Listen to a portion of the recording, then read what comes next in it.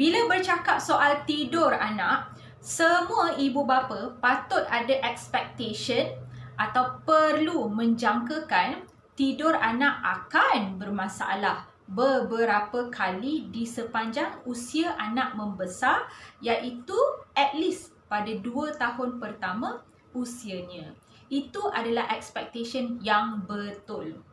Kalau ibu bapa expect sepatutnya anak saya akan tidur elok je sampai besar, itu adalah expectation yang salah.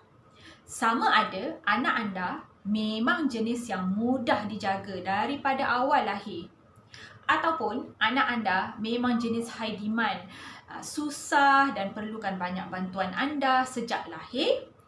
Kedua-dua anda tidak akan terlepas daripada perlu menghadapi masalah tidur anak yang muncul beberapa kali di sepanjang usia membesarnya. Ataupun jika anda pernah sleep training atau baiki isu tidur anak anda sebelum ini dan anak anda telah berjaya mengatasi masalah tidurnya sebelum ini, anda juga perlu tetap menjangkakan akan adanya masalah-masalah lain yang muncul di masa hadapan yang akan mengganggu tidur bayi. Itulah expectation yang betul. Dan ini perlu jadi perkara pertama yang ada di dalam mindset parents sebelum kita mulakan topik video hari ini. Sekitar usia 26 minggu, semua anak manusia akan mengalami satu perkembangan mental yang disebut sebagai dunia hubungan. Bila saya sebut 26 minggu, ia merujuk kepada tarikh anak patut lahir atau EDD, Estimated Due Date, dan bukan tarikh lahir. Kerana kadang-kadang anak kita memang tak lahir ikut tarikh yang sepatutnya atas pelbagai sebab. Disebabkan itu, anda perlu selalu guna EDD anak untuk tahu bilakah anak sebenar-benarnya telah berusia 26 minggu. Antara perkara yang anak belajar atau mula faham bila otaknya telah ada software tentang dunia hubungan, antaranya ialah nombor 1, anak faham tentang konsep ruang. Misalnya, atas versus bawah, dalam versus luar, kanan versus kiri, di tengah-tengah atau di antara versus di tepi. Maka bila anak telah faham tentang ruang, automatically antara ciri yang anda lihat adalah anak yang telah mula lasak merangkak akan merangkak ke semua tempat-tempat tersorok. Yang kedua, anak faham tentang kaitan atau hubungan di antara sesuatu bunyi atau manusia atau objek dengan kejadian. Misalnya, jika anak mendengar bunyi kunci di pintu rumah, mungkin anak akan tahu itu tanda ayah balik daripada kerja.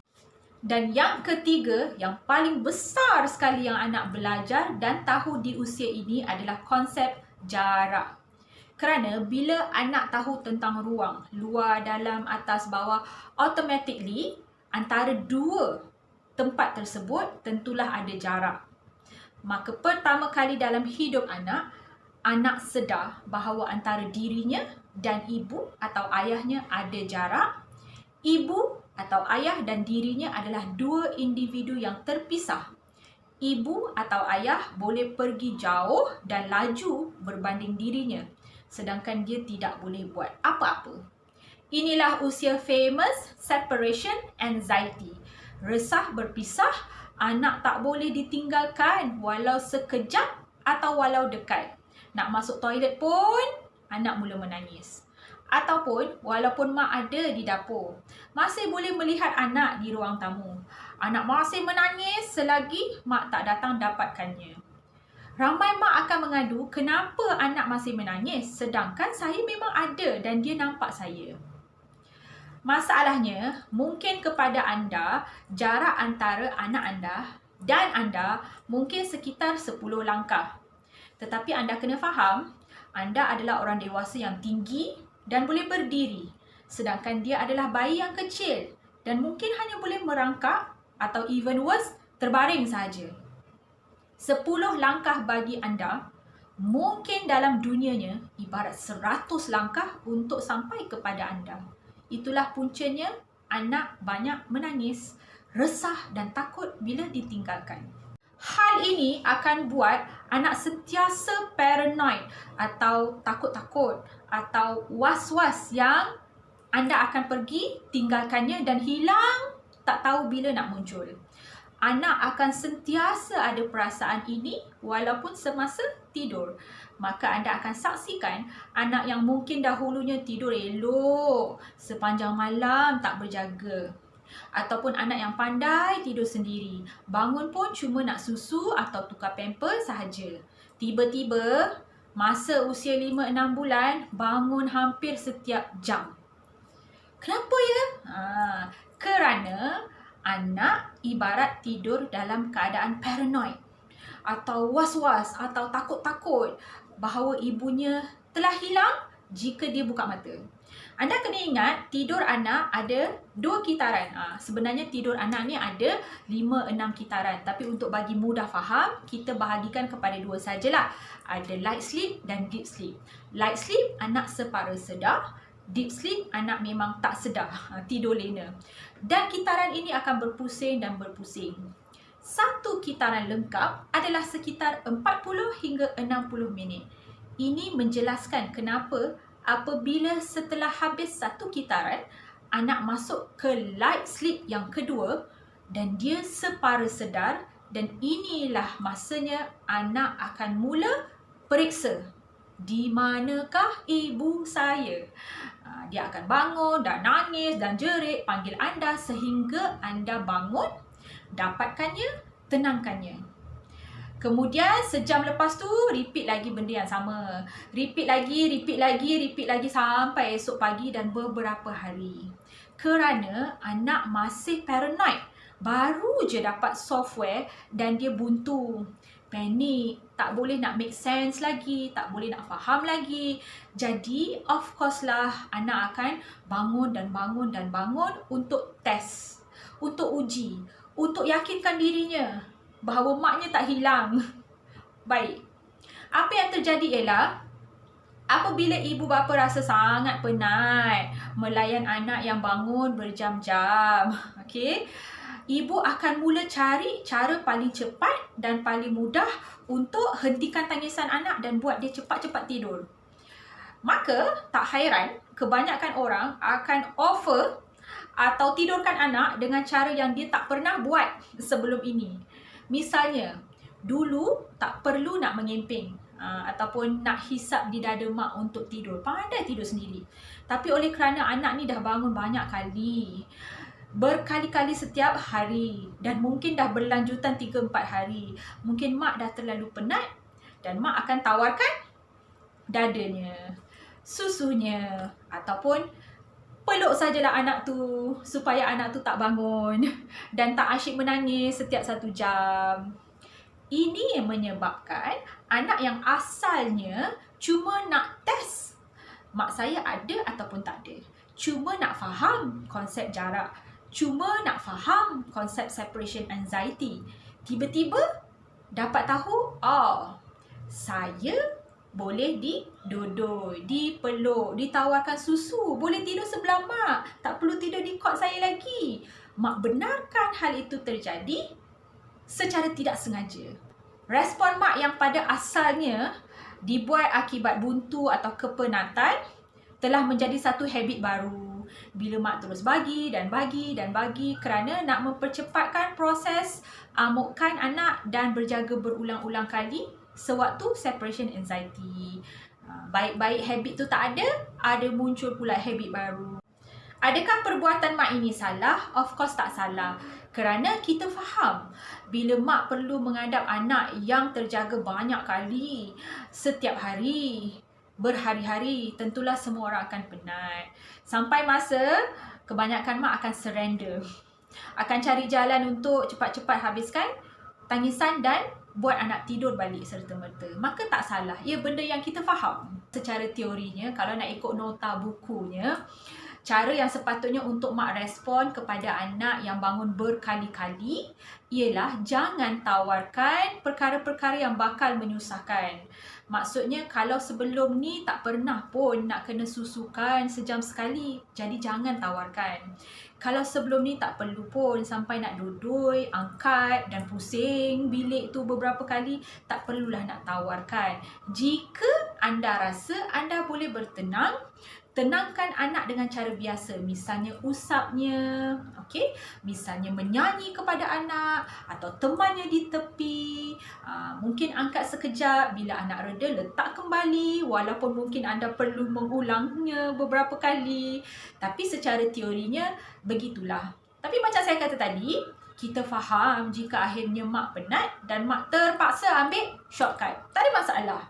Tapi mak yang sama jika ada ilmu, first dia akan bantu anak dia untuk menghadapi separation anxiety dengan banyaknya respon yang betul dan game-game serta aktiviti yang boleh buat anak faham konsep separation anxiety dengan cepat waktu siang, waktu berjaga. Banyak berlatihlah konsep nak faham separation anxiety. Itu nombor 1. Nombor 2, bila mak nampak anak sudah agak reda, sudah tak macam nangis-nangis dan berjaga terlalu banyak kali, atau berjaga pun mungkin sudah tak menjerit-jerit seperti awal-awal fasa perkembangan mental terjadi, maka ini adalah cue untuk mak kembali tidurkan anak cara yang sebelum ni anak dah mahir. Macam training balik semula lah. Masalahnya bila mak tak faham, kebanyakan mak akan stuck atau tersekat dengan tabiat baru tidurkan anak yang mula mak beri semasa separation anxiety mula terjadi. Sekarang dah pandai duduk anak pusing-pusing bilik setiap malam, 20-30 minit baru boleh letak. Mak tersekat walaupun fasa perkembangan mental tu mungkin sudah surut. Maka melekatlah habit tu untuk beberapa bulan lagi dan mak pun jadi sangat penat. Sedangkan mak hanya perlu train sahaja atau ingatkan anak kembali bahawa dia sudah pandai tidur cara biasanya sebelum ini. Sebahagian parents ada mindset yang salah. Contohnya mereka kata, kalau begitu tak perlulah kita nak belajar sleep training. Kalau memang anak akan bermasalah tidur berkali-kali di sepanjang usia membesar. Tak betul fikiran sebegini. Ibaratnya macam tak perlulah kita pergi jumpa doktor dan ambil ubat yang sama kalau anak tu asyik demam, asyik selsema je sepanjang 2 tahun. Pakai je lah ubat yang sama ataupun biarkan sajalah. Seperti mana immune sistem anak yang akan getting better and better seiring peningkatan usianya bila mendapat ibu bapa yang sensitif dengan keperluannya, dengan kebajikannya, dengan kemaslahatannya. Begitulah juga dengan tidur. Ibu bapa yang faham membesar itu susah, ada banyak cabaran yang anak kena lalui. Demam lah, sakit lah, pindah pengasuh lah, growth spurt lah, mental leap lah, travelling lah, macam-macam yang anak nak belajar, tumbuh gigi lah. Okey, maka of course lah anak akan mengalami beberapa episod masalah tidur. Maka tak patut ibu rasa macam tak payahlah buat apa-apa, biarkan saja dia. Bukan salah dia sebenarnya. Membesar itu susah untuk anak, membesarkan anak itu susah untuk ibu bapa. Tapi anak-anak yang sentiasa guide balik, diberi tunjuk balik ke jalan yang lurus, diarahkan balik ke track yang betul, selalunya akan menjumpai jalan dengan mudah, berbanding yang terus dibiarkan terkapai-kapai tanpa bantuan dan tanpa arah. Ibu bapa perlu yakin di sepanjang usia anak, berapa banyak kali pun cabaran yang anda hadapi, berapa banyak kali pun anda perlu guide anak anda kembali ke jalan yang betul, sebenarnya ia adalah latihan buat anda untuk menjadi ibu bapa yang lebih bagus. Sehari demi sehari, tahun demi tahun adalah peluang untuk anda menjadi orang yang lebih bagus berbanding sebelum anda menjadi ibu atau ayah. Menjadi orang yang lebih penyabar dan empati dengan anak-anak kecil serta orang-orang yang tidak berdaya akibat Asbab anda telah dipilih untuk menjadi ibu dan ayah merasa susahnya membesarkan anak-anak yang amat bergantung harap kepada petunjuk dan guide anda setiap masa tanpa rehat dan tanpa henti.